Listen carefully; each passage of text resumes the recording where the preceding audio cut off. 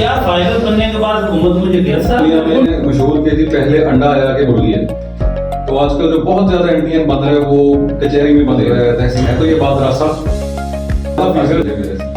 तो उन्होंने फाइनल उसको फिर भी कर देना, ठीक है। डेली बेसिस पे लोगों की सेम बंद हो रही है। और जो दूसरी रिस्ट्रिक्शन बनना है तो वो जो खौफ का एक भूत है वो टूट सके। चले आप किसी को शौक पे फाइलर नहीं बनना चाहिए, आपको क्रॉस कर जाते हैं तो फिर आपके लिए मैंडेटरी है कि आप फाइलर हो। रोज अखबार में पढ़ते हैं कि इस्लाम पाबंदी है। वो पाबंदी का लफ्ज है डराने वाला।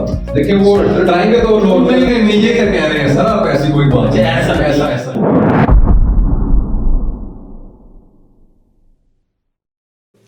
अस्सलाम वालेकुम नाज़रीन, ठंडा गरम प्रोग्राम के साथ एक दफ़ा फिर हाजिर हैं लंबे अरसे के बाद।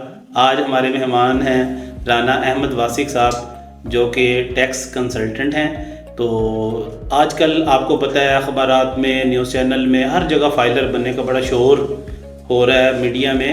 तो फाइलर के हवाले से सारी मालूमात के फ़ाइलर बनने के फ़ायदे क्या हैं, फ़ाइलर होने का आपको क्या टैक्स में क्या छूट मिल सकती है, इसके अलावा फ़ाइलर जब आप बन जाते हैं तो FBR आपको क्या सहूलियत दे सकता है, इस बारे में सारे सवालात हम जानेंगे अहमद वासिक साहब से। तो सबसे पहले मैं आपका शुक्रिया अदा करता हूं कि आप हमारे प्रोग्राम में आए।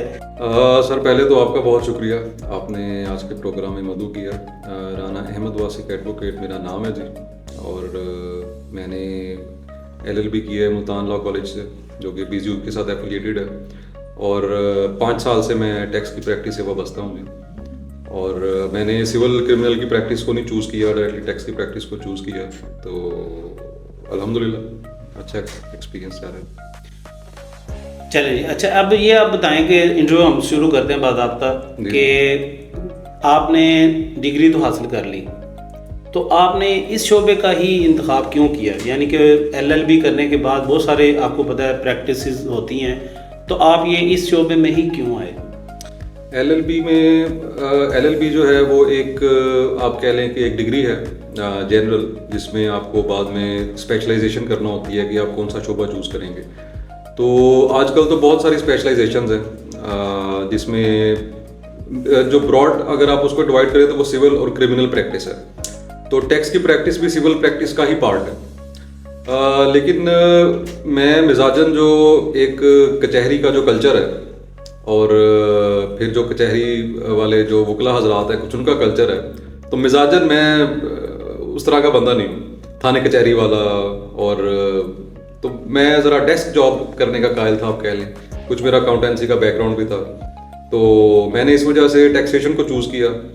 और जिसमें मोस्टली आप डेस्क जॉब ही कर रहे होते हैं, और अगर आपको ऑनलाइन काम है बहुत सारा, और कोर्ट में जो आपकी अपीयरेंस है वो ओकेजनल है, कभी कभी है, इसलिए फिर मैंने चूज़ किया। तो वो मेरे मिजाज से काफ़ी मैच करता था। बताएं कि देखिए पाकिस्तान में आपको पता है कि मीडिया में फाइलर का बहुत शोर हो रहा है आजकल, ख़ास तौर पे जो लोग इसके मतलब जानते नहीं हैं कि हुकूमत ने बहुत सारी पाबंदियों का भी ऐलान किया कि जो नॉन फाइलर हैं उनके लिए बहुत सारी पाबंदियाँ हैं। तो इस हवाले से हम आपसे जो मालूमात हासिल करेंगे, आया कि हमारे नाज़रीन को आपने ऐसी मालूमात देनी है कि जो उनके लिए फ़ायदेमंद भी हो और उनको कोई फ़ायदा पहुँचे। यानी कि ऐसा ना हो कि आप भी किसी चक्कर में उनको रखें। आपने क्लियर कट यानी कि जो ये कि आवाम तक ऐसी बातें पहुँचाई जाएँ जो आम बंदा नहीं बताता। तो आपने जो जो इसके फ़ायदे हैं, अगर इसमें कोई हर्डल्स हैं या इसमें कोई बंदा किसी पाबंदी का भी शिकार हो जाता है, वो भी आपने आवाम को बताना है। तो इसमें सबसे पहला सवाल मेरा यही है कि आप अपनी खिदमात कहाँ पे दे रहे हैं, किस तरह दे रहे हैं, ये थोड़ा सा बताएं। मेरा ऑफिस जहानिया सदर बाज़ार में है जी, हकानी मस्जिद के अपोजिट हमारा ऑफिस है, वहाँ से हम ऑपरेट करते हैं। देखिए पहला सवाल ये है कि किसको फाइलर बनने की ज़रूरत है। तो लॉ ने डिफ़ाइन किया हुआ है कि उसमें क्राइटेरिया है कि अगर आपकी जो एनुअल इनकम है वो 6 लाख से ज़ायद है, अगर आप 1000 सीसी से ज़्यादा हॉर्स पावर वाली गाड़ी के मालिक हैं, अगर आप प्रॉपर्टी के मालिक हैं, तो ये कुछ क्राइटेरियाज़ हैं। कि आजकल FBR खुद बहुत एक्टिव है, तो जिन लोगों की सैलरी 50,000 से ज़ायद है और सरकारी मुलाजमीन हैं, तो FBR खुद से भी उन लोगों के NTN बना रहा है।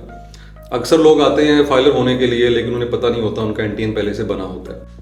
तो आजकल जो बहुत ज़्यादा NTN बन रहा है वो कचहरी में बन रहा है, तहसील में बन रहा है, कि जो भी शख्स प्रॉपर्टी ट्रांसफ़र के लिए जाता है तो वो अब उसके साथ 2 काम होते हैं जी। है तो ये बात ज़रा सख्त, اگر تو وہ جا کر کہتا ہے جی کہ یا تو وہ جس کے تھرو کام کروا رہا ہے وہ کہے گا جی آپ فائلر ہو جائیں فیس بچ جائے گی، تو چلے وہ اس نے فائلر کر دیا. یا دوسرا طریقہ یہ ہے وہ کہتا ہے کہ نہیں جی میں نے فائلر نہیں ہونا، آپ زیادہ فیس لے لیں میرے سے، تو انہوں نے فائلر اس کو پھر بھی کر دینا. ٹھیک ہے، اور وہ جو ڈفرینس کہاں جائے گا وہ آپ سوچ سکتے ہیں. عام آدمی سمجھتا ہے کہ آپ نے ایک دفعہ این ٹی این بنوایا، فائلر ہوئے، بینیفٹ لیا اور خلاص. یہاں پہ میں آپ کی بات آگے بڑھانے سے پہلے تھوڑا سا ناظرین کو این ٹی این کے بارے میں بتانا. بہت سارے لوگ جو ہیں ان کو این ٹی این کا نہیں پتا. اچھا، این ٹی این جو ہے نا جی وہ نیشنل ٹیکس نمبر کا مخفف ہے، اور جب بھی آپ فائلر بنتے ہیں تو سب سے پہلا کام ہے کہ آپ ایف بی آر کے ساتھ رجسٹر ہوتے ہیں. یعنی کہ آپ کو ایک یونیک نمبر الاٹ جی، تو وہ جو رجسٹر ہونے کا عمل ہے اس کو کہتے ہیں کہ آپ کا این ٹی این بن گیا. تو بیسیکلی جب آپ رجسٹر ہوئے تو آپ کو ایک نمبر الاٹ ہو گیا اور پھر وہی نمبر چلے گا. اس میں لطیفہ یہ بھی ہوتا ہے کہ بعض لوگ ہمارے پاس آتے ہیں اور ہم انہیں کہتے ہیں سی این آئی سی سے چیک کر کے آپ کا این ٹی این بنا ہوا ہے، تو وہ کہتے ہیں کہ نہیں تسی جی پھر ساڈا نواں بنا دو. ٹھیک ہے، تو وہ ہم کہتے ہیں کہ بھائی ایک آپ کے سی این آئی سی پہ بنا ہے تو وہ کیسے نیا بنے گا. یعنی کوئی یونیک ہی ہوتا ہے، وہ یونیک ہے ہر بندے کا، بالکل. اور اس میں ڈیٹ بھی آ رہی ہوتی ہے کہ وہ کس ڈیٹ کو کریٹ ہوا اور آپ کا نام، ایڈریس اور اس طرح سے ڈیٹیلز آ رہی ہوتی ہیں. اچھا، فائلر کیوں بنا جانے سے مراد ہے کہ دیکھیں ساری دنیا کا اصول ہے کہ آپ کی جو بھی انکم آپ نے ارن کی ہے تو آپ نے گورنمنٹ کو بتانا ہے کہ وہ کتنی انکم تھی. پھر یہ ہے کہ آپ کی انکم کے سورس ایک سے زائد ہو سکتے ہیں. آپ سیلری کما رہے ہوں گے، آپ کی اگر زرعی زمین ہے تو ایگریکلچر انکم آ رہی ہوگی، کوئی بزنس سے آ رہی ہوگی انکم، پراپرٹی آپ نے رینٹ پہ دی ہوئی ہے، تو یہ سب چیزیں اس کے اندر بتانا ضروری ہے. نہیں، یہاں پہ جو آپ مجھے چیزیں بتا رہے ہیں یہ چیزیں تو ساری جو ایک عام آدمی تو نہیں ان کو چھپانے کی کوشش کرتا. تو میں تو سیدھا سوال آپ سے کروں گا کہ بہت سارے ہمارے جو بزنس مین ہیں وہ تو بلکہ چھپا کے رکھتے ہیں ایسی چیزوں کو. آپ کہہ رہے ہیں کہ یہ چیزیں ہم نے بتانی ہیں، تو کیسے پھر عام بندہ جو ہے یعنی کہ جو بزنس مین ہے وہ پھر فائلر بننے میں کیسے قائل ہوگا کہ یہ چیزیں اس کو ڈکلیئر کرنی پڑیں گی؟ ہر بزنس مین ایک لیول کا تو نہیں ہے، ہر بزنس مین کی انڈرسٹینڈنگ کا لیول بھی ایک نہیں ہے، اور ہر بزنس مین جو ہے اس کی انکم اور معاملات کا لیول بھی وہ نہیں ہے. دیکھیں تو لوگوں کا ایک ذہن ہے کہ پتہ نہیں ہم فائلر ہو جائیں گے تو پتہ نہیں کوئی آسمان ٹوٹ پڑے گا نا. یعنی کہ ایسا نہیں ہے، کلیئر کرنا نا. نہیں ہے، ایسا نہیں ہے، ایسا نہیں ہے. آپ مطلب دیکھیں وہ مسئلہ یہ ہے کہ ایک خوف ہے، خوف کی فضا ہے.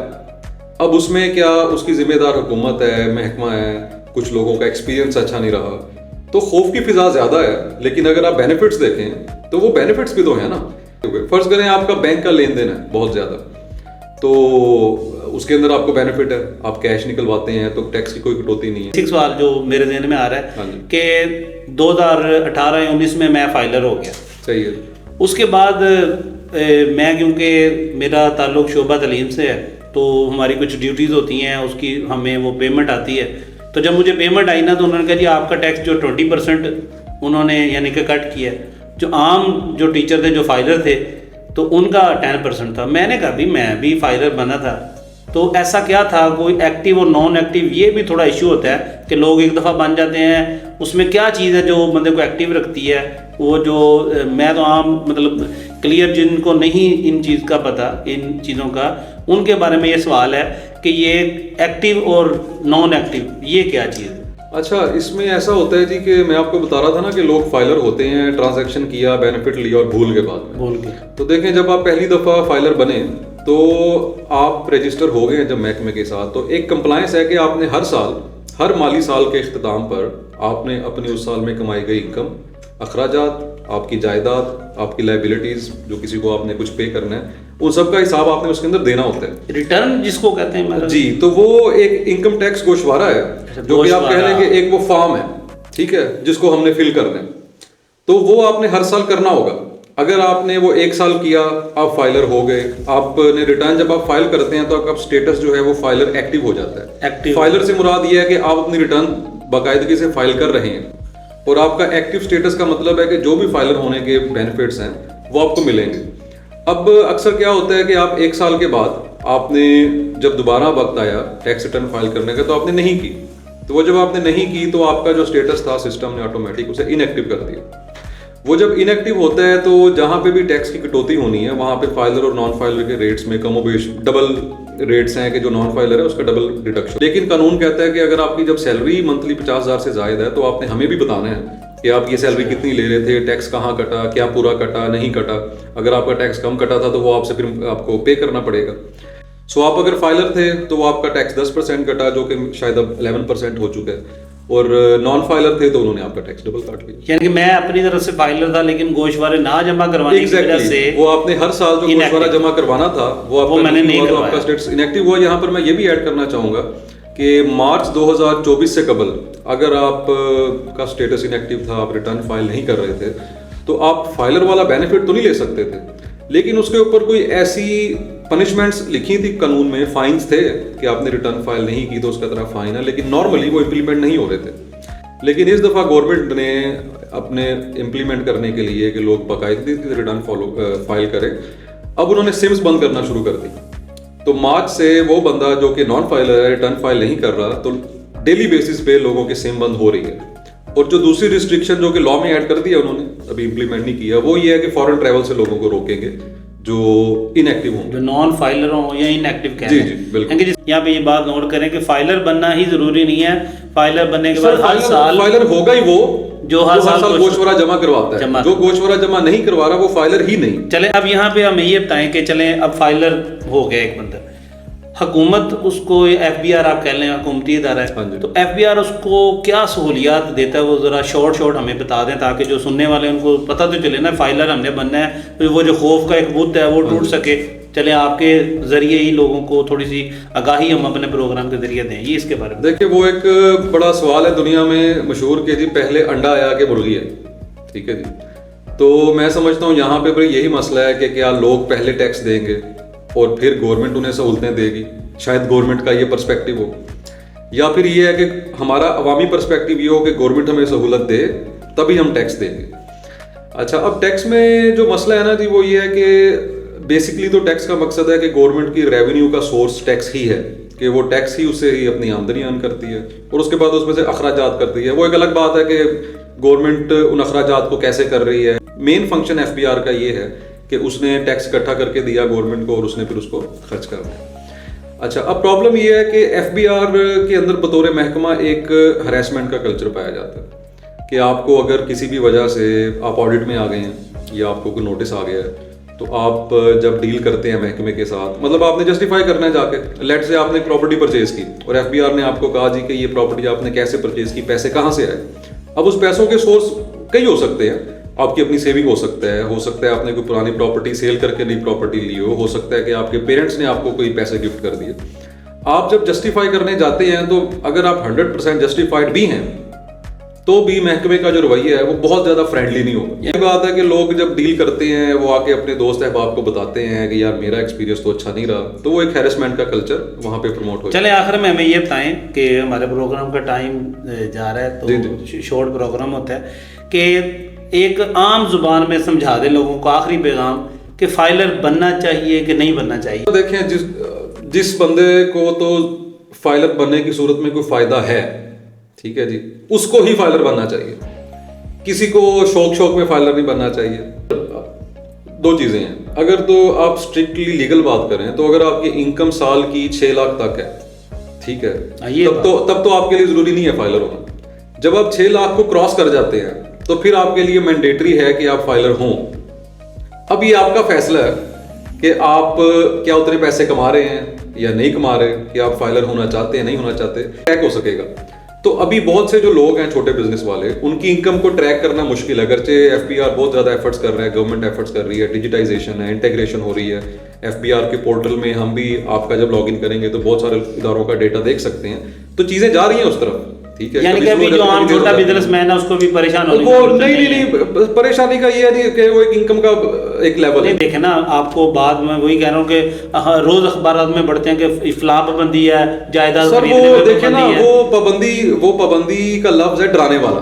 دیکھیں وہ ڈرائیں گے تو لوگ آئیں گے نا اس طرف, لیکن یہ ہے کہ اگر آپ اب ایک مزدور بندہ ہے نا جی, اب دیکھیں اس کو کیا بینیفٹ ہے فائلر ہونے میں, ٹھیک ہے. ایک بندہ ہے جو 30-40 ہزار تنخواہ بھی اگر مہینے کی کماتا ہے, اس کی کوئی جائیداد نہیں ہے, کوئی بینک کا لین دین نہیں ہے اس کا, تو وہ اس کو تو ضرورت نہیں ہے نا. چلیں جی, اس پہ ہم انشاءاللہ ایک اور پروگرام آپ کے ساتھ رکھیں گے اسپیشل. اس میں کیٹیگریز ہم بنائیں گے کہ کن کو فائلر ہونا چاہیے اور کن کو فائلر نہیں ہونا چاہیے, وہ پورا ایک پروگرام اس پہ رکھیں گے. بہت شکریہ رانا احمد واسق صاحب جی, آپ نے ہمیں اپنا قیمتی وقت دیا, لوگوں کو جو قیمتی مشورے دیے, بہت مہربانی, شکریہ. اللہ حافظ.